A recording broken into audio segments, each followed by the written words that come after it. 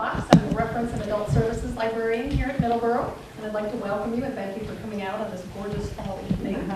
And I want to thank the Friends of the Middleborough Library and the Mystery Book Club for hosting and sponsoring this evening's presentation.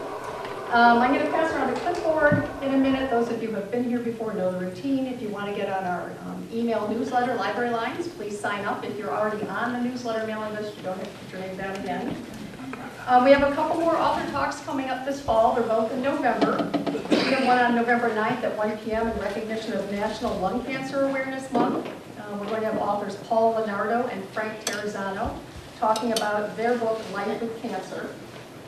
Terrazzano's daughter Lauren was a Pulitzer Prize-winning journalist for New York Newsday, and she was a non-smoker who was diagnosed with lung cancer at the age of 36.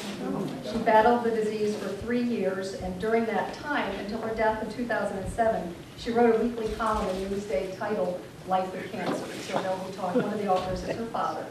So they'll be here to talk about that. On the 13th at 6:30, we'll have Hank Philippi Ryan. Some of you might know her. She's an investigative reporter for Channel 7 in Boston. She's an award-winning journalist, but she's also the writer of mystery novels. And she's going to be here to talk about her newest thriller, The Wrong Girl, which was just released last week.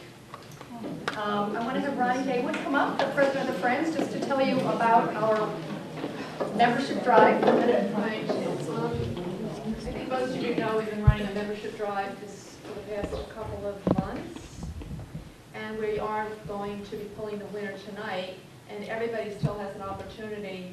If you want to join, it's $15 for an individual, $25 for a family, and you get an Apple iPad. Chance. So, Chance for iPad. Oh, yeah.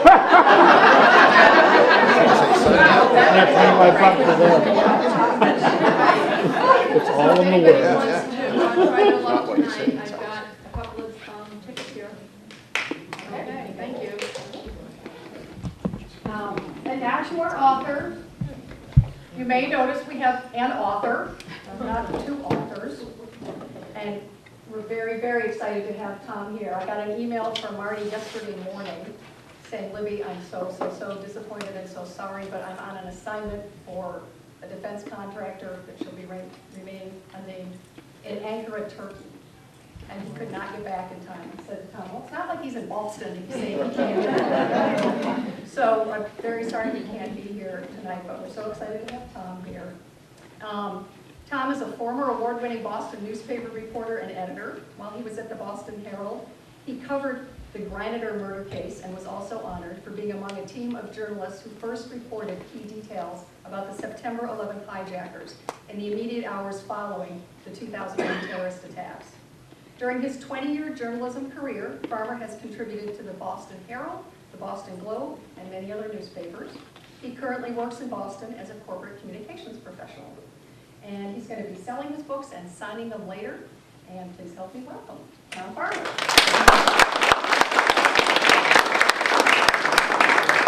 Thanks, Libby. And again, Marty sends his regrets. He really enjoys coming out to these, and he's made every single one. And he just couldn't get back into the country. I think he's still in Turkey, actually. So I will carry on in his place, but he does send his regrets. How many of you folks, just out of curiosity, have read the book? Wow, it's a pretty good amount. How many of you folks are aware of the Dirk Granitor murder case? Okay, so we got you're all familiar with this case? Okay, sounds great. What I'm going to do tonight is I'm just going to kind of give it a little overview, and I'm going to keep it short since so many of you are familiar with the case. I'll do a very brief reading from the book, and then I'll open it up to questions, because we have found that people have a lot of questions about this case, and I want to make sure that we leave plenty of time for everybody to have their question asked if they'd like to. One other thing I'd like to mention, and I'd like to thank Ronnie very much for a very generous donation on behalf of the Friends of the Library to the Jane Doe Inc.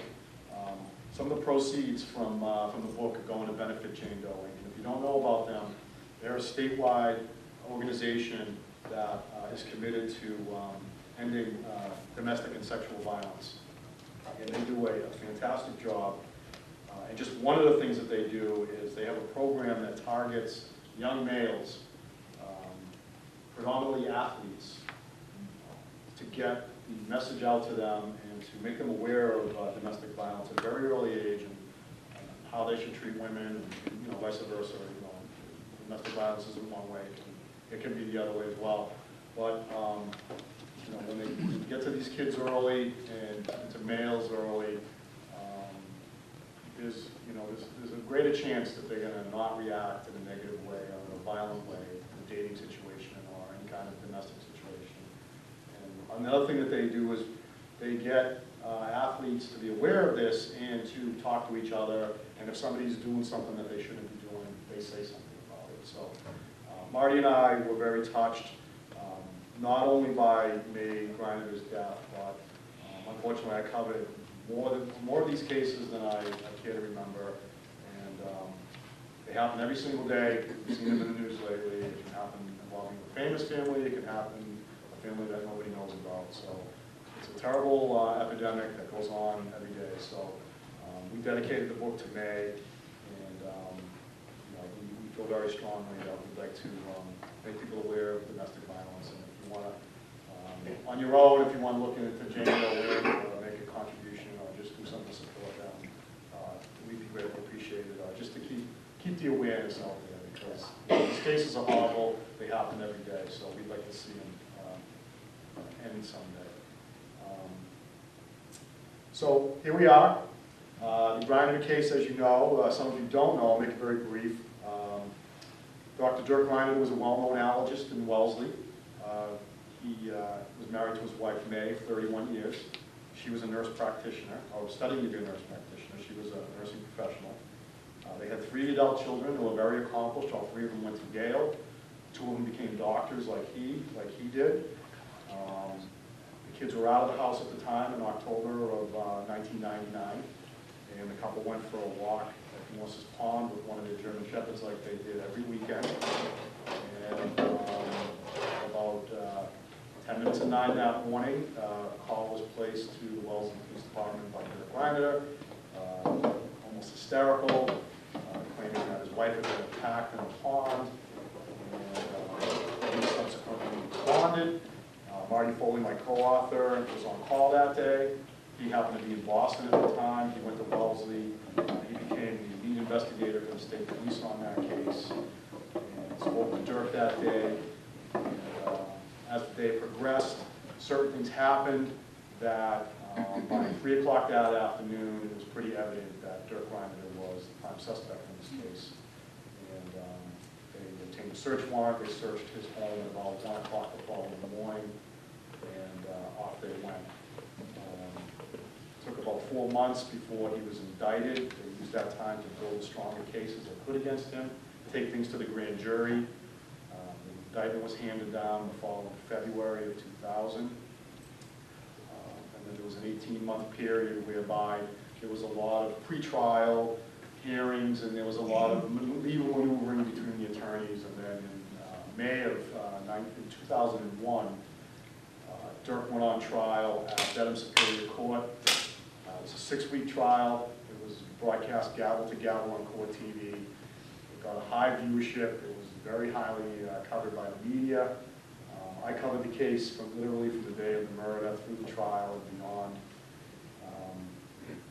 So we're very familiar. It was a very highly publicized case, and I'll leave it at that because we can get to some questions later.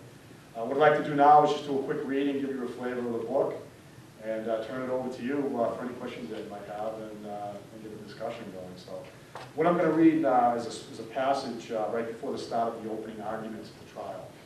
And you're going to hear about Rick Grundy. He was the prosecuting attorney for the Norfolk County District Attorney's Office. You're going to hear Marty Murphy. He was Dirk's trial attorney. You're going to hear about Ilse Stark and Belinda Markell. Ilse was May's sister. They were about a year apart in age. They grew up in New York and were very close. I guess back in the day, if you looked at the 2 of them, you could automatically tell they were sisters because they were almost identical.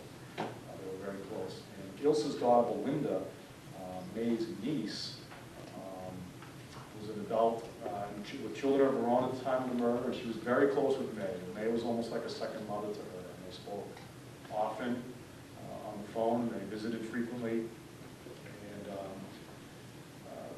Belinda had known Dirk the entire 31 years that she was married to May, so she was very, very aware of the family. Nobody was aware of what Dirk was doing in his secret life.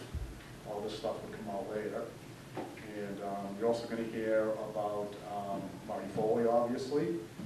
And Judge Chernoff was the trial attorney. I'm trying to think if there's anything else in there. There is a reference in there where the judge makes a ruling about testimony.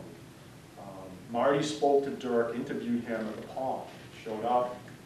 Dirk was there, obviously, and it wasn't a questioning as a suspect. It was more of what happened. He was trying to gather information, to get as much information as he can. When was the last time he would see May? Could there be somebody else that we should be looking for? What should we be doing? At that point, Marty wasn't looking at Dirk as a suspect, so he did not read him his Miranda rights. So the judge ruled at a certain point, about 5 minutes into that conversation, that any testimony beyond that point would not be admissible unless it came up through the defense or if it came up through other questioning. And the point at which they were going to stop that conversation was Dr. Grinder had told Marty that when he found his wife, who was very brutally beaten and stabbed, and she had a gaping neck wound, that he had tried to check her carotid artery with his hands. And so that's the point at which the judge ended the 5 minutes. So that's what I'm referring to when I read it. So here we go. Before seating the jury, Judge Chernoff met with the lawyers at sidebar, almost like an umpire going over the ground rules before the first pitch. At 62, he had been hearing criminal and civil superior court cases for 15 years, having been elevated after 9 years as a justice at Newton District Court. Chernoff's legal career was highly regarded. The diminutive judge could infect a courtroom with his enveloping good nature, almost like a teddy bear in black robes handing out pieces of hard candy during recesses. More apt to talk to reporters about his adored Boston Red Sox during breaks in the proceedings, the judge carried a baseball onto the bench autographed by Sox fireballer Pedro Martinez for inspiration. Enveloped by a huddle of lawyers at the sidebar, Chernoff revealed his final interpretation of where the first 5 minutes of Marty Foley's conversation with Dr. Grinder ended during his initial interview the day of the murder. I drew the line in the Miranda issue with the defendant saying that he checked the carotid artery, Chernoff told the attorneys.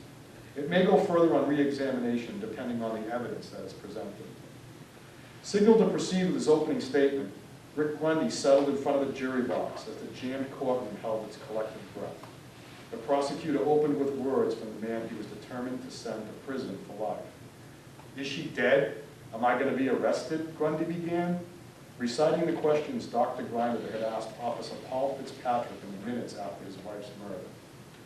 30 to 40 minutes after this defendant called the Wellsley police to say his wife had been attacked, Grundy continued. He stood in that circle area that we visited yesterday with Officer Paul Fitzpatrick, a uniformed Wellsley police officer. And those are his words. This position, Grundy pointed accusingly at the defendant, calmly taking notes as if he were at an asthma seminar. "Is she dead? Am I going to be arrested?" Grundy repeated, firing the first salvo in what would be an exhaustive effort to discredit the outwardly respected doctor. Mocking Dr. Grinder's claims that he had checked his wife's carotid artery when she was obviously dead, the contrast between the doctor's clean hands and his blood-covered clothing spoke the real truth, the prosecutor asserted. "Ladies and gentlemen," he stressed, "unfortunately you will see pictures of May Grinder's carotid artery, of her entire neck area. I want you to think of this defendant telling individuals that he checked her carotid artery as he stood there with Officer Paul Fitzpatrick and those clean hands." Taking the jury through an overview of his voluminous yet varied evidence, Grundy told the jury Dr. Grinder's arrest resulted from elaborate plans gone awry. Too elaborate, too thought out, he said. Items left behind, items that will have a link, as you see, to this defendant. Telling the jury that May was a mother and a dedicated wife, who loved, cared for, and nurtured her children, Grundy tried to persuade the jurors that her husband was not the respected family man he seemed, but instead harbored deep and closely held secrets. Taking a more measured approach, Marty Murphy opened his shorter statement by telling the jurors they had to put aside whatever sensational details they had heard about the case and decide Dr. Grinder's guilt or innocence based on the real stuff, the evidence. Whoever it was that smashed the back of May Grinder's head with a 2-pound drilling hammer, that cut her throat, that stabbed her twice in the chest, and stabbed her 5 times in the head, whoever that is, it's not this man, Murphy said, glancing at his client, distinguishably posed at the defense table.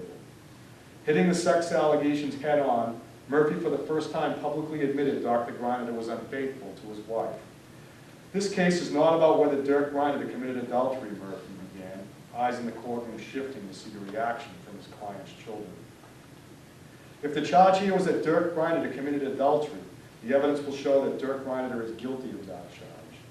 If the charge here was that Dirk Grinder used the internet for sexual gratification in ways that you might find very distressing, if that were the charge, the evidence will show that Dirk Grinder is guilty of that charge. But Dirk Grinder is not charged here with adultery or infidelity or use of the internet for sexual gratification in ways you might find disturbing. He is charged here with the murder of May Grinder, Murphy reported.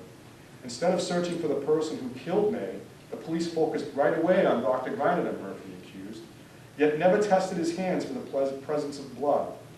Attempting to cast more doubt on the prosecution's case, Murphy dramatically revealed the discovery of DNA on May's fleece glove that came from someone other than the victim or her husband. What that means, members of the jury, is that the state's own DNA experts found DNA from an unknown stranger at this crime scene, he said, his voice rising for effect. Who is that stranger? Murphy grandly inquired. Well, the answer is, members of the jury, we don't know. We don't know because the state, the police, and the prosecutors did not conduct a fair and objective search for the truth. As Murphy finished, Kirsten rushed from the courtroom, the admission of her father's sordid dalliances perhaps too much for her. But returning to her front row seat a short time later, the doctor's oldest child forced a reassuring smile when her concerned father craned his neck to look back at her. The divide between Dr. Grinder's children and their relatives from New York did not go unnoticed by the jury, even though they would hear to Judge Chernoff's instruction not to discuss the case or follow it in the media. The panel had yet to learn the names of the 2 obviously grieving women sitting away from Dr. Grinder's children, or their relationship to Meg, but it was clear they had come to a conclusion about the defendant's guilt different from the one his 3 impressive children had chosen. From day one, we noticed the family was on one side and his kids were on the other, and we all knew they were not looking at each other, said juror Mike Paul. There were obviously issues. From their front row seats in the jury box, Sarah Barbera and Dr. Bill Giesick saw nothing strange in the Grinder children's support, even though they knew that the attractive young adults were strategically positioned by Murphy for their benefit. They were there for us, said Giesick. The dentist, thinking of his own grown children, couldn't imagine what they would do if thrust into the same nightmarish dilemma dropped on the Grinder siblings. To imagine your mother being murdered is one thing. To imagine your father being the murderer is just incomprehensible, he sympathized. I don't think it can be done. To Barbera, who was pregnant with her first child, the Grinder children had no other option but to support their disgraced father. I totally understand where they are coming from, said the expectant mother. If you believe he's guilty, you have no one. You don't have a mom, you don't have a dad. Determined to decide Dr. Grinder's fate based on the evidence, the jurors would notice May's relatives every day in court, but the divisive emotions resulting from her death were put aside. We were going to look at this without being influenced by some of those obvious ploys, said juror Cheryl Nixon, an English professor at Wellsley's Babson College. That was something we tried to uphold. The reporters made their first run at Belinda and Ilse at the lunch break as they uncomfortably walked out of the courthouse. Ilse sternly rebuffed the approaching journalists, telling them only that she might have something to say after the trial. Her daughter gently tugged at her as they quickened their pace out the front door. Walk, Belinda had ordered her mother upon seeing the advancing reporters. Alone in the sanctity of Belinda's big SUV, the 2 women tried to decompress. We were like, holy shit, Belinda recalled. I didn't expect the media presence that was there, and it was overwhelming. I had to get out of Dedham for those 45 minutes at the lunch break. We had to get out of there. We both needed some breathing room to regroup. It was almost like every part of your body hurted from being tense. So that was the opening statement for a very sensational 6-week trial that ended with a very dramatic jury after 4 days of deliberation. And it was quite a case. And like I said, it was gavel to gavel on court TV.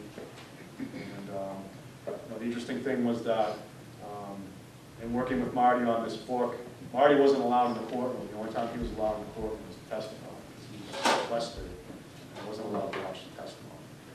So in collaborating with this, he relied on a lot of my observations and things that I saw in the courtroom, and relied on my knowledge of the case, plus his inside knowledge of some of the stuff that didn't get reported, and police reports, and we had all the trial transcripts. So we think we have a pretty comprehensive, kind of chronological story here. And people have been very kind to us and have given us some great accolades, and have told us it reads like a mystery novel, but in fact it's a true story. So I'd like to open it up to anybody that's got some questions. Yes, sir. Was it ever determined how long Dirk Grenadier's secret life had been going on for? Probably a couple of years. It apparently started with some, on the internet, some phone sex, and then he branched out into joining in like an adult dating service to meet people. He solicited prostitutes, particularly when he was a well-known allergist, and he lectured and traveled around the country and lectured at seminars. And so he was doing stuff when he was on the road, when he was home. As it got closer to the murder, this activity really took on a furious pace. The week before the murder, he had been at an asthma seminar in New Jersey. He had met a prostitute there. He had joined an adult dating service. He had joined several pornographic websites. He was emailing nude pictures of himself with a couple, hoping to meet them for a sexual encounter. So here's this, highly regarded, Harvard professor, well-known allergist, and he's really kind of going off the deep end to the point where he's emailing nude pictures of himself to strangers. And then with respect to that, wasn't one of his prostitutes, wasn't it determined that she was HIV positive? She claimed she was, Yeah. and she could have been. Yeah. I don't know for sure if that was the case or not. I mean, when Marty interviewed her, she was certainly looking like that. We were just talking informally before the program tonight, and that particular prostitute, Elizabeth Porter, ended up being connected to the Christopher Worthington case down in the Cape. She was involved with the victim's father in some capacity. So as far as I know, she's still alive. I don't know for sure. He was, he was involved in some pretty risky behavior. Reckless, beyond reckless. Yes? I have two things. Why do you think he killed her, though? And the second question is, we had a huge discussion about the children.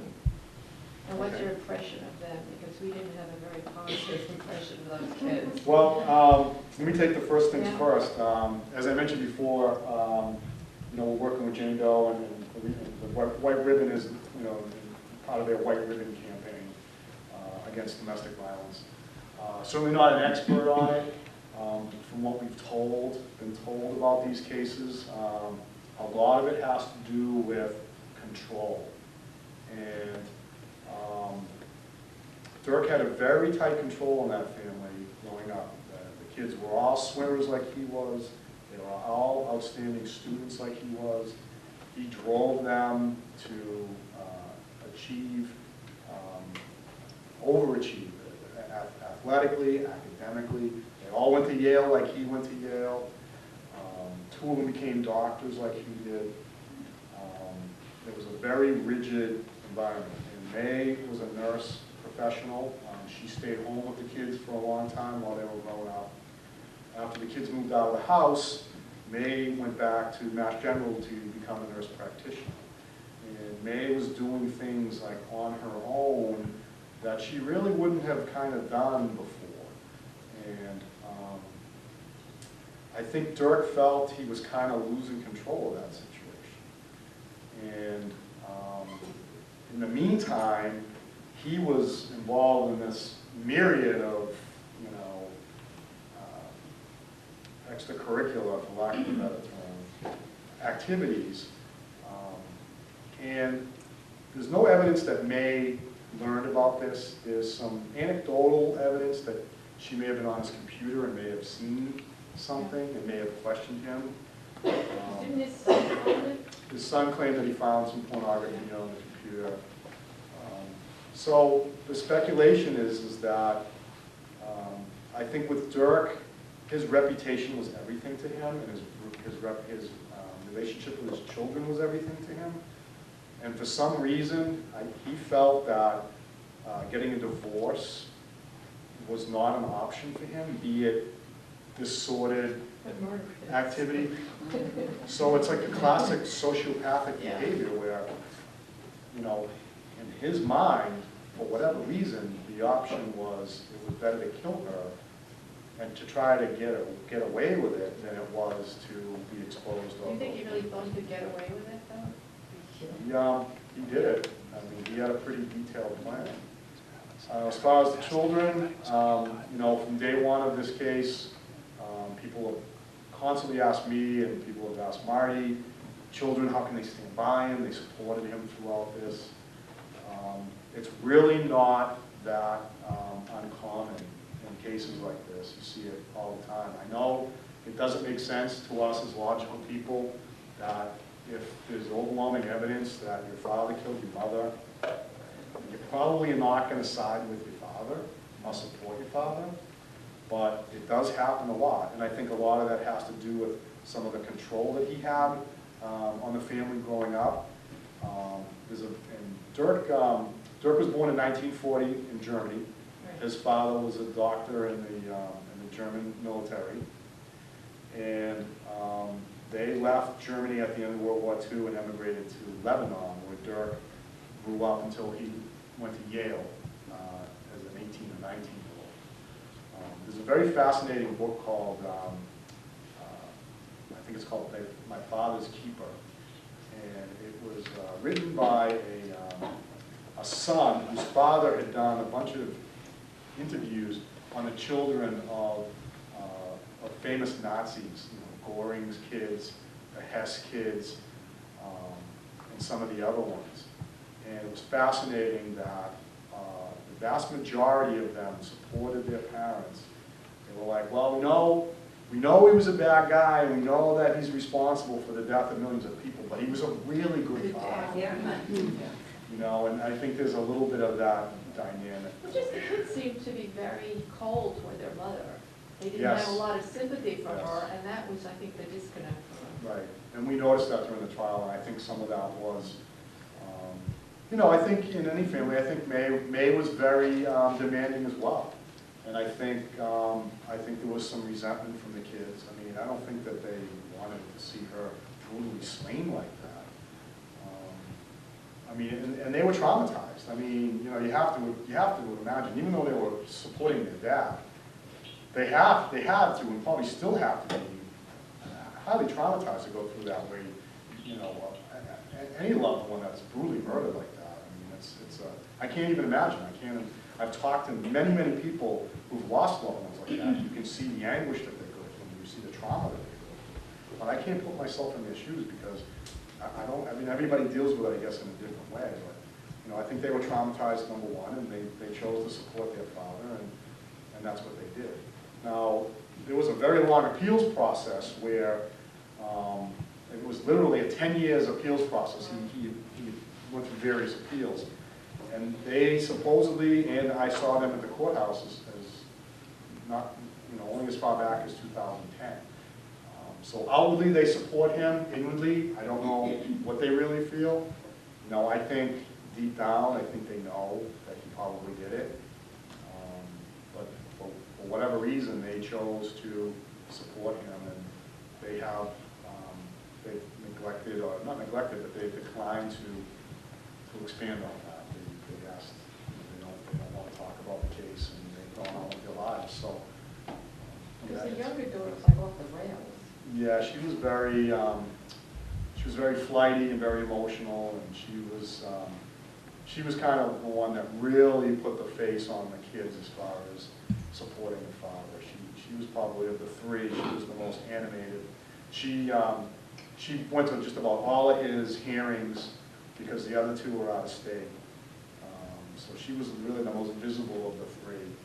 And as far as I know, they all still support him. Did the daughter get married?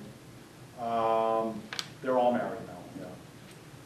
Yeah. The oldest daughter, last I heard, was a doctor at the Yale Hospital. The son is a doctor out in Michigan. And Britt's married to some kids in Massachusetts. Was his behavior the basis for the family's financial stress? And does the sister, or do you know if the May's sister is continuing to support the daughters, the children? No, I think there's an estrangement there.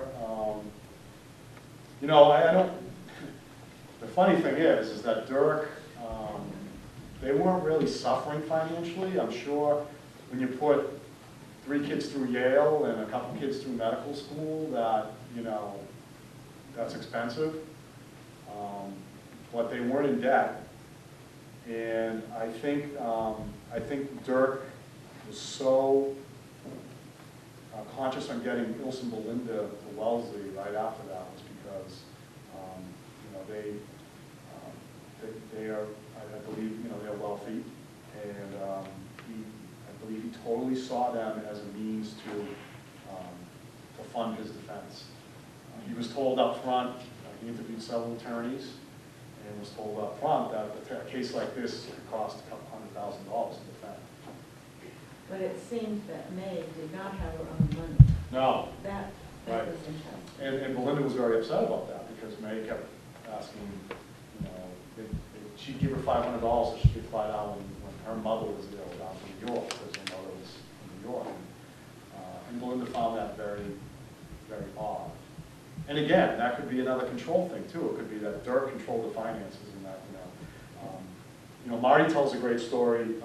When we do events like this, invariably somebody comes up to us and says, I knew the family, my daughter went to school with Kirsten, and they'll tell an anecdote about how dirty Dirk was, and how Dirk was really worried about. Kirsten wanted her to be the valedictorian. This family came up to us and said, my son ended up being the valedictorian, and Kirsten became the salutatorian. And every time Dirk saw me, he was asking about my son, but he wasn't asking how my son was doing, he was asking how his grades were, because he was worried that he was going to finish ahead of Kirsten. So, but Marty tells a story about the local hairdresser in town. May wouldn't make an appointment to have a hair done.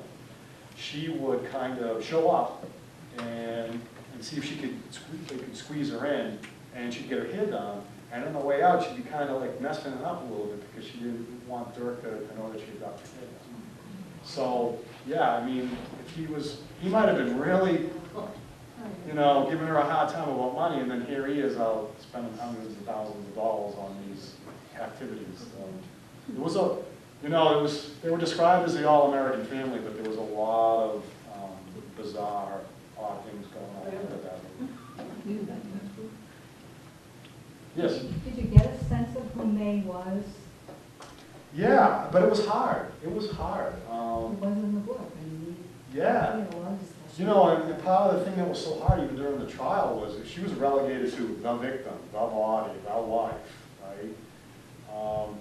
She was a very well-liked person. She was very, I don't know if flighty is the right word, but she loved the animals. She loved Morse's Pond. People have described her as probably being more intelligent than Dirk. They met at Case Western Reserve. She was a nursing student there. And that's where he did a double doctorate. He got a PhD and an MD. And she was described as brilliant. And she probably, you know, could have been a doctor, you know, because we're talking early 60s now. He graduated from Yale in 62, I think, so now we're talking 66. So, you know, he was like in the 60s, woman doctor? Oh, you know, a woman's supposed to be in the kitchen, not being a professional. And the fact that May actually went to college, She was very bright, very smart, and she was demanding of the kids as well. She was very generous, you know, a lot of things that didn't get into the book. I originally wrote this, when we wrote it, it's about 119,000 words. It was originally 170,000 words. Epic. So I had no idea how long it should be or whatever, so I wrote it as a reporter, put everything in. And then the publisher said, well, we're interested in this, but this is way too long, you gotta cut it down. So I put the editing hat on and then cut 60,000 words out of it. But a lot of contractors were doing work on the house at the time, and that was causing a lot of stress too. She had inherited some money from her late mother. They were renovating the house. You know, the whole kitchen over, they were doing the upstairs bathroom that they were sinking a lot of money into. And she was getting really stressed out because it was going over budget. But she was the type that once she got the contractors there, she'd go out and get lunch for all of them and bring it back. Partly because she wanted to keep them there, because you know, once you know what it's like, once they're gone, they go to another job, they don't get it done. But she got to know all of them and asked about their kids and knew their kids. And you know, one kid had an allergy and she bought a special pillow for him. She got Red Sox tickets for another one who had a relative coming to town that wanted to go to a Red Sox game. So she was very well liked and very smart and had a lot of friends. But they didn't really socialize a lot. They didn't go out, you know, when Marty was doing, you know, trying to find out who they were, right, immediately after the murder. There weren't a lot of people that said that they were close friends, they were really a close-knit family, and then I think once the kids left, it was kind of Dirk and May. You know, so whatever happened there, obviously, you know, something went terribly wrong. Yes? Oh, do you have a question, no? Yeah, wasn't there another suspect at one time, kind of a peculiar fella who? That was in the Irene Kennedy murder. Okay, so, I'm sorry. 9 months before May's murder, in the town of Walpole, Okay. which is also in Norfolk County, there was a woman named Irene Kennedy, who was 75 years old, who went for a walk with her husband in a park, much like what happened with Dirk and May. And she was in better shape than he was, so she did a longer walk than he did, and what she would do was loop around and meet him at a certain spot. And she didn't come back from the walk that day. And he found her horribly murdered, stabbed, sexually assaulted. And the gentleman came under suspicion who lived nearby, who was actually the brother of one of Irene Kennedy's son-in-laws. And he was a really odd duck. Yeah. And state police canine kind of went up to the house. And I think there was a rush to judgment there, and they charged him. And then subsequently DNA cleared him. Was it like a bite mark? Bite marks, the saliva.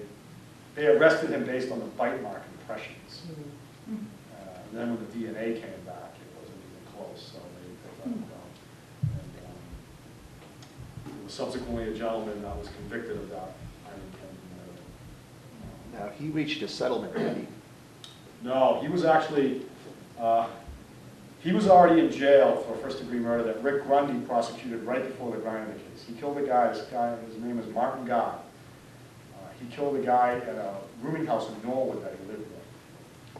And they found all kinds of knives and swords and books on serial killers. And in the meantime, right a month before May's murder, I don't know if you remember or not, in the town of Westwood, there was an elderly man named Dick Ranger who was fishing at a pond, who was brutally murdered very early in the morning. And that's Marty Foley's case as well, and that's never been solved. They originally thought he had a fishing accident or something, but what happened was someone had attacked him with a sword-like weapon and 6 inches into his head.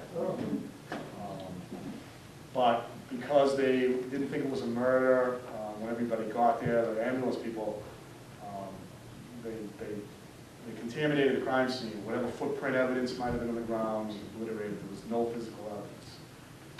So the going wisdom right now is that Guy was linked to Irene Kennedy through DNA.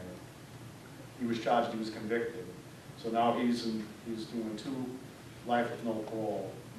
And they very seriously think that he killed Dick Ranger as well. But unless he confesses to it, I'm not sure they'll ever solve that case. Because this was an 85-year-old man, church-going, not an enemy in the world.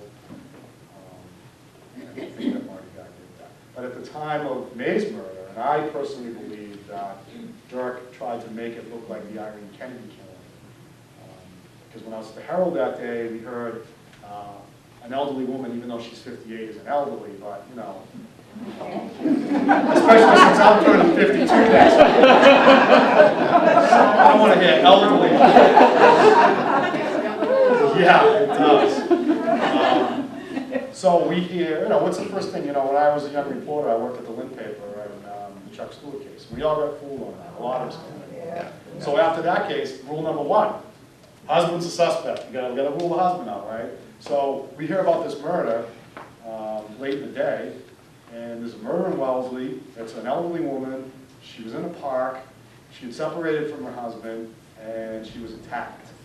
So like, oh my God, it's Irene Kennedy all over again. So everybody's kind of thinking, and then we have the Granger murder, right, among the four Mays. So, and they're all in Norfolk County, and they all begin in towns with W. So this is when you work for a tabloid, this is how we think. We've got the W murder, right? And the editor's all like, we got a serial killer, you know, hype this up, and blah, blah, blah. You know, 2 days later, I go back to them, and they're like, what's going on? I go, it looks like the husband did. They're like almost deflated, you know. No serial killer? No serial killer, sorry. So I personally think that he tried to make it look like the Kennedy killing. So, you know, at first blush, that's what we're looking at, and that's what Marty was dealing with when he first got here. Because it was certainly in the back of their minds, and you know, they couldn't zero in on Dirk right away. So, you know, there was a lot going on that, you know, I believe that Dirk came to the conclusion that he wanted to kill May. Or maybe the Irene Kennedy helped him come to the conclusion that he wanted to kill May. And he cooked up a plan to make it look like that, to feed off that serial killer thing, because there was certainly enough stories in the papers around that. And I personally believe that he looked at this as a crime of opportunity and thought he could get away with it because he was smarter than everybody else, because he was Dirk and he was a doctor. And you match that with the sociopathic personality and the domestic violence part of it, even though the Wellsley police had never been to their home, even though there had been no one that Marty or anybody ever talked to had ever heard of him physically abusing May. And it could be that he never did, but it could be that there was mental abuse. You know, just because you're a batterer doesn't mean you've been physically abusing someone all that time. And that's what the experts tell us. So all of those factors combined, I think, led him to try to get away with this. And it was obviously very high risk, high reward. Unfortunately, we had some great investigators like Marty and the Wellsley Police Department, and the State Police. They did a great job in this case. There was no smoking gun. Nobody saw him do it. There was a lot of circumstantial evidence. The trial strategy was to present all the evidence and build a wall of evidence. And at the end of the trial, the jury was looking at that wall and said that he did it. And fortunately, they did come to that conclusion. Yes? The gloves in a storm drain, wasn't that one of the original things that pointed a finger at him before the internet and all that? No, what happened with that was, so they get down there, they talk to Dirk, they decide that maybe he should make his phone calls to his family back at the police station. He's got blood on his, he had a swim team jacket on, a white and yellow swim team jacket that was streaked with blood on his sleeves, on his chest. He was wearing black pants. He had a blood smear on one of the lenses of his eyeglasses. And he had blood spots on his white Reebok sneakers. And his hands, these are his hands. This one's a little distorted because they did something for the cover. But his hands were completely clean. So, you know, Marty's taking this all in. And He goes back to the police station. Dirk's there for a while. Now he thinks he should talk to a lawyer. The lawyer comes, they bring him clothes, they collect his clothes. And now he asks Dirk if he can go for a walk through his house, just to look around. Not a search warrant. Do you mind if we go through the house? And I guess Dirk and his lawyer looked at him kind of funny, and Marty tells a story, and I wish he was here to tell it. He said, you know, I'd hate to have a pool of blood in your house and not know about it. And, you know, that kind of jolted Dirk a little bit. So they agreed. So they did a walkthrough of the house. He just walked around, looked around, nothing out of place or anything. So Marty went back to the pond at about 3 o'clock. Now, it was daylight savings day that day. The clocks had been turned back. So it was getting 4 o'clock, it was getting dark. As part of the investigation, he called in the dive team because they've got the pond. They called in a canine because they want to track to see if they can track something from, you know, May's body to her killer.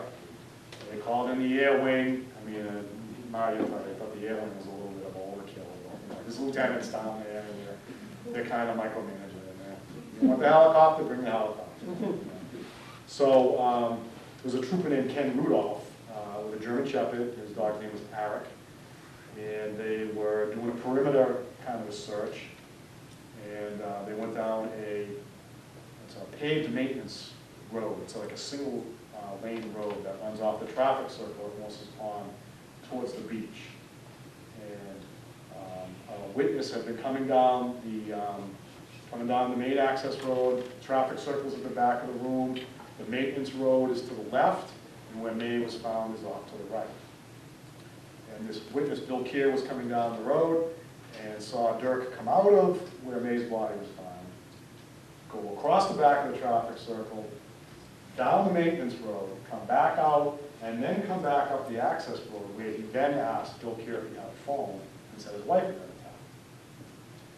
So right away, that's kind of odd behavior, right? Wouldn't if your wife had been attacked, wouldn't you have come out of that path going, help, help, my wife's been attacked? So Ken Rudolph had taken his dog down that maintenance road, and the dog alerted, which meant it caught a human scent along a curbstone that was covered with leaves. And he came back and reported it to the lieutenant, and Marty came back, and they said, Paul Foley, we'll check it out. So Marty came back, and they went down there, and it was a storm drain, and it was covered with leaves. So they, removed the leaves, and they had somebody from the DPW down there. They took the drain off, and they looked inside, and down the bottom of the drain was a blue Estwing hammer. It was a 2-pound drilling hammer. It looks like a small sledgehammer, a folding knife, and a brown workbook. And when they removed those items out of the drain, they could clearly see that they had blood on them. And Dirk had never told anybody. When he saw some of the detectives interviewing Bill Keir, and Bill Keir kind of putting down the thing, Dirk made some mention, oh, I saw a jogger, I saw somebody go that way, and I went down there to see if I could find the jogger. So now he's making he's making an excuse as to why he went down there, and it just didn't make sense, because you would have come out of that path where your wife had been killed and gone straight up to your car, because he had a cell phone mounted in his car. But his portable cell phone, which you carry all the time, you don't phone that. Yes. Yeah. So when they found the weapons and the glove, it was pretty clear that Dirk was a suspect at that point. And that was about 6 hours after. And that was really the turning point of grieving husband to suspect. And they did further investigation and more interviews, and then the thing is you've got all these people down there talking to a whole bunch of people, so when everybody gets together later, Marty's hearing from Jill McDermott, the Wellsley detective, that the story that Dirk told Marty about what happened with him in May, that she twisted her back, was different from the story he told somebody else that she heard her back throwing a ball. So he was kind of telling the same story, but there were different variations of it. So that's how he came to be on this suspicion. They got a search warrant, went to the house that night. Actually didn't find too much in that first search. And then they went back 11 days later, because they had heard that, in talking to the contractors, that Dirk banked online. And this is 1999, so this was kind of a new thing then. It's not like it is today. And so they went to get mostly his computers, found some other things. But the computers, the search of the computers started turning out evidence of his, his sexual secret life.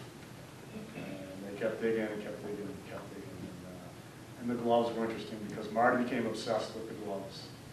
They were very distinctive. They were brown, and they had the like the rubber palms with the little dimpled dots that wrapped around the thumb and wrapped around the baby finger.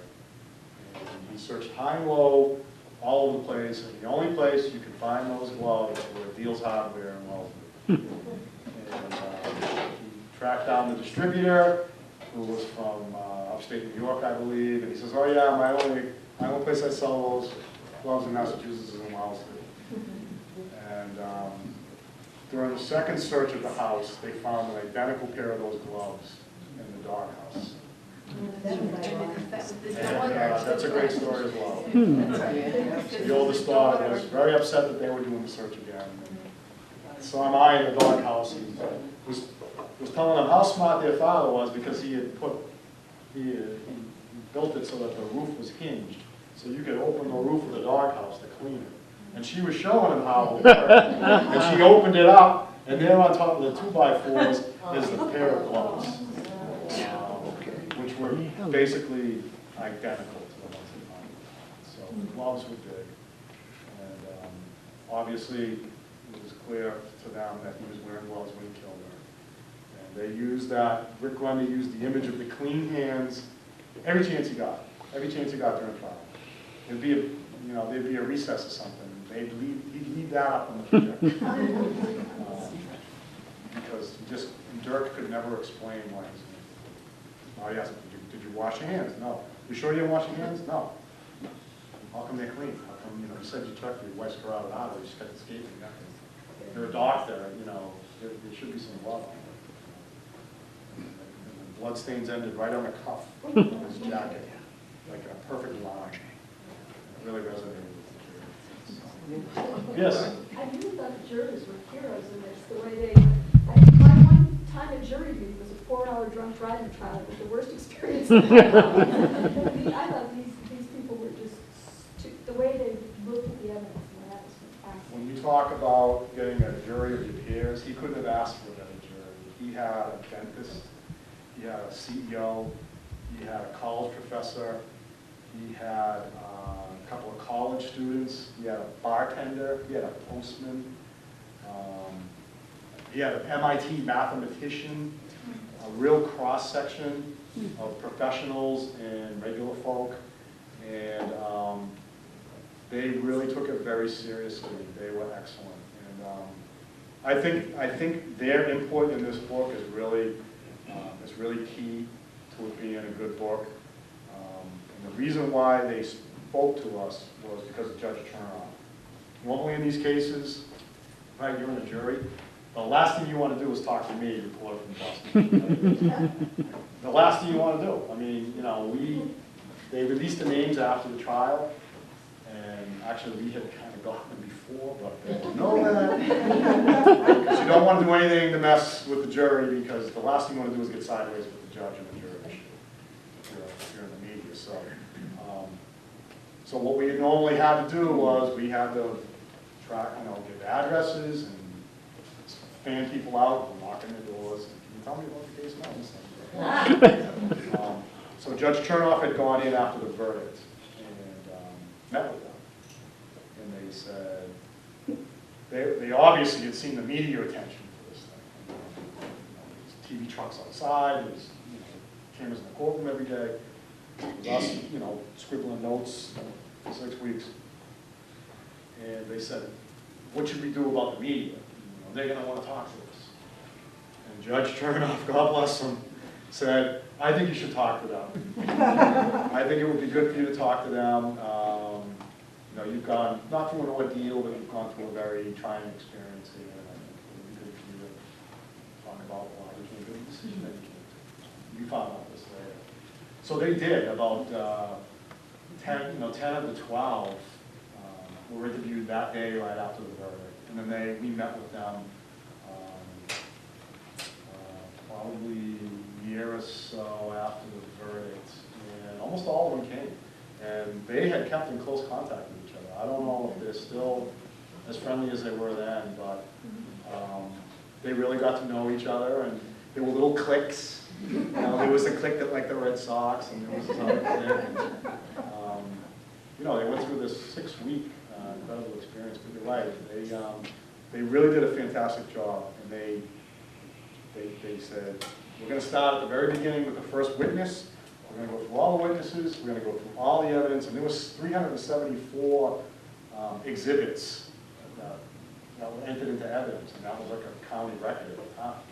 So you're talking a lot of evidence, and they went through all of it, and at the end of the day, they really believed that he did it. And the things that resonated the most with them was the blood spatter evidence, because it's really kind of easy to understand. It's basic physics. The closer you are, the more the dots are going to be. It was very easy to explain and understand, as opposed to the DNA, which was very dense. And there wasn't there was Dirk's DNA on stuff, but it wasn't a full profile. It was 9 out of 13 identifying things, so you couldn't say it was completely him, but the DNA that was there couldn't rule him out. So, the defense had some reasonable doubt with the play there. The timeline of the people in the park, because when he committed the murder, there were other people in the park. You had Bill Keir coming down the main access road. You had Duncan Andrews, who was out walking his dog, who didn't see anything or hear anything. But Marty thinks he was probably 100 yards or so away when the murder happened, but there was a very stiff wind blowing that day. And it might have been blowing away from Duncan or towards him, so he wasn't. But he didn't see anybody else. And you had Rick Magnin, the jogger, who came in after Bill Keir, who was jogging down in the path in the woods adjacent to that, who saw Dirk going up the access road to make the call to the police. And Dirk yelled to him, "Do you have a cell phone?" Who else was in there? I think that's pretty much it. So the jurors, when they did what Marty did, and did the timing of it, and looked on the map of the pond and said, this person was here, this person was here, here's Bill Keir coming down. Nobody saw anybody else. Nobody saw some crazed killer running out of it. So the timeline, the clean hands was huge, the blood spatter was very big, the Ziploc bags. I didn't even know about that till trial. And the FBI expert gets up there and basically says, yeah, these trash bags that were found at the crime scene came from this box that was in his pantry. Because they could tell, based on how the plastic was run through the machine and how they were folded in the box, that they were consecutive. So I was like, don't try to kill anybody. It's really hard to get away. It's really, it's very sad. He thought, he got all kinds of stuff. Both hands, surgical gloves. My own personal opinion is I think he had like a 10-step plan to kill her, and he only had time for like 5 steps. And she put up a fight. He hit her in the back of the head with the hammer, and that did not incapacitate her. And she put up a fight, because it was, Terry McNally was up on an elevated area near the pond, and heard what he described as a childlike scream. He didn't think anything of it. And when Marty went down to New York and was talking to Ilse and Belinda, Ilse was telling a story about when they were college students, they were set upon by a mugger on the New York subway. And May let out this childlike shrieking scream that scared the mugger off. And she used the same exact description as Terry McNally. And Marty didn't think much of McNally's thing until he heard Ilse describe that. And then it became reported. So May fought hard for her life. I think he thought he was going to take her down with the hammer, and then he was going to do whatever he was going to do with the knife to try to make it, in my opinion, look like the Kennedy murder. And her fighting for her life threw the whole plan out the window, because now she screamed. He had to kill her with the knife, probably not the way he wanted to. Now her blood's on him. Now he's panicking. Now he's got to scoop the stuff, he's got to get out. He comes out the path, he sees Bill Keir coming down the access road. And he knows Keir because they've seen each other there before. And Keir knows him because Keir had this little Australian silky terrier, and he was terrified of the Grinder's dogs because the Grinder's German Shepherds had gone after his dog before. So as soon as he saw Dirk and the German Shepherd, he picked his dog up. So now Dirk knows he's there, and now Dirk goes down the path to get rid of the weapons. So now his plan is out the window, and he's just improvising at this point. And you know, when you do that, it's very easy to slip up and make mistakes. And unfortunately, the investigators come. Yes? What prompted you and Marty to do the book? I had always wanted to do a book. This case interested me because I covered it from beginning to end. What originally had happened was Belinda Markel wanted to write a book. And the reason why she wanted to write a book was because she was still trying to come to grips with why this happened. How this man she knew for 31 years that had never given any kind of a hint of violence or hostility. I mean, everybody described Dirk and May as having this perfect marriage, perfect kids. He's a doctor, you know, live in Wellsley. She just couldn't understand how this had happened. So she kind of wanted to, by doing a book, she felt that she'd be able to get some more answers. And she called Marty and asked if he'd be interested in doing it. The first thing he said to her was like, "What, are you crazy? Why do you want to do a book on this?" You know? And she explained why. And you know, then they thought, well, we need somebody to write it. And they kicked around a few names and they talked to a few different people. And then my name came up. They both knew me from the trial. And they both knew that, you know, I knew this case probably as well as anybody outside of the investigators, you know, who actually worked on it. You know, and even though I had never written a book before, we decided to do it. And this was back in like 2002. And we did most of the interviews in like 2002, 2003, and most of it was written, you know, by like 2004. But he started his appeals process, and Belinda was concerned that there might be something in the book that he might be able to latch onto to use for his appeal. So she wanted to wait until his appeal was exhausted before he went forward with it. So he first appealed for a new trial, and that was denied in 2007 by the trial judge. And when you're convicted of first-degree murder, you get an automatic appeal before the state Supreme Judicial Court.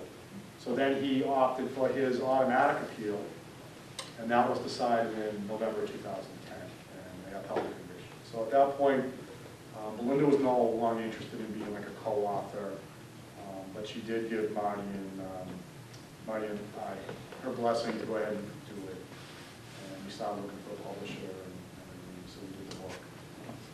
So the long story is that it was actually Belinda's idea. And we interviewed some people like Jack Levin, a criminologist from Northeastern. We spent a couple of hours with him. He was fascinating. He described Dirk and his demeanor and the things that he did, and he was just like, "Yep, sociopath, classic sociopath, like, you know, like Charles Stewart, like Peterson out in California, and some of these other ones that you just like, how could they do it? How did they get away with it? But they all fit this same kind of pattern." Do you know if his children continue to visit regularly? I don't. I know that they've supported him. There was a hearing that I attended in 2010. There was an issue. He claimed that he didn't have fair jury selection. And I actually had to testify with a bunch of other people as to what our recollections were about being allowed access and stuff. And the 3 kids were there for that. And they were still supporting him. So whether or not they take the grandkids to visit him at MCI Norfolk, I don't know. We could probably find out, but my guess is probably not. My guess is if anybody's visiting him, it's probably and the older kids. We've never looked into that. We probably could find out. I think it's probably a public record as to who comes to see him. But we just, you know, and we don't have any we certainly have no ill feelings towards the children.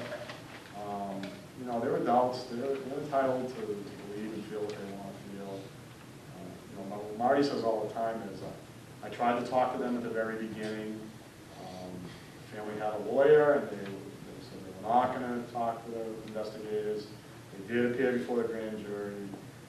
And you know, he said then, and he says now, I'd be willing to sit down with the kids anytime they want, tell them what, you know, the investigation revealed, allow them to ask me any questions that they want, because they're victims here too. You know, they were put in the middle of this horrible situation where their mothers killed, their fathers convicted of murder. And, you know, they've suffered trauma, and you know, we certainly don't take the opinion that, you know, people should have a bad opinion of them. You know, they chose the decisions that they chose, and we respect that. And we'd like to talk to them, just talk to them, but if they don't want to, we respect that too. So that's, you know, one of the big unknowns as to what they truly feel, what they truly believe. I don't know, maybe someday they'll tell us, but maybe after he's gone. You know, I'd love for him to finally just tell us what happened. I mean, Marty would love to sit down with him. What did you do with the dog? Right? Because they had a dog. What did they do? What did you do with the dog? While he attacked me? You know, was it trained so much that he just said sit and didn't come to May's aid? Or, you know, Marty's had German Shepherds and said they might not necessarily come to her aid because it's a thing that they had never seen before, and if they're trained a certain way and told to, you know. So, I mean, what did he do with the dog? And the biggest question we have is, why did you do it? Why did you do it? You know, why didn't you get divorced? You know, why? I mean, you put your family through this, and you're spending the rest of your life in jail, and you killed this woman you've been married to for 31 years, a completely innocent victim that probably hadn't hurt a fly in her life. And she suffered a horrible, gruesome death. And her last thoughts were, the man that I've spent the last 31 years married to is killing me right now. That's how she died. So it's just a gruesome, gruesome thing. And that's, again, why we come back to the Jane Doe thing, that we felt it was important that we try to raise some awareness to the domestic violence. Because I personally felt that I've knocked on a lot of doors of people who lost loved ones in car accidents and murders, you name it. You know, and that was the hardest thing we ever had to do, was go up and knock on somebody's door on the worst day of their life, dealing with the worst loss and worst tragedy of their life, and ask them if we could talk to them about their loved one. And usually one of two things happens. Either they're so distraught that they just shut the door on us, or they invite us in and talk very candidly about that person. And you know, you feel for them either way. I can totally understand. I wouldn't know how I would react in that situation. I don't know if I'd invite the person in to tell them I love them, or if I would be so distraught that I couldn't talk about it. But that's the hardest thing that we have to do. And you know, one of my apprehensions about doing a book like this was to benefit from somebody's death. And you know, we thought that there was a story to be told here. But we also wanted to try to raise some awareness and to try to, you know, what we're going to give Jane Doe isn't a king's ransom, but it's something, and it raises some awareness to it, and we feel that we kind of almost have an obligation to include May in this, and that's a way to remember May and the other victims, and maybe if through, you know, this organization and the organizations that they help, if one or two domestic violence murders can be prevented, you know, that's huge. And hopefully it's a lot more than one or two. Hopefully, you know, it doesn't seem that these things keep happening. You know, we've just seen this case involving Jerry Remy's son, and you know, I used to live in that years ago when I first got married. I lived in that apartment complex in Walmart. You know, we'll talk about a small world. And, you know, it's just horrific. It's horrific. And, that poor girl's dead. He's going to jail for the rest of his life. And, you know, there was no plan there. That was just pure rage. saw him doing it. I covered the other Dr. Sharp, I don't know if you remember him. Oh, yeah. I used to live there. Really? Yeah. Yeah, he was obviously a very strange guy. But it was the same thing with him, it was control. He could have written his wife a check, and he was making so much money just from the electrolysis business that he had. But it was all about the control. It was, if I'm not gonna have her, no one's gonna have her. He was going to keep his house in Gloucester, she was going to have a new house.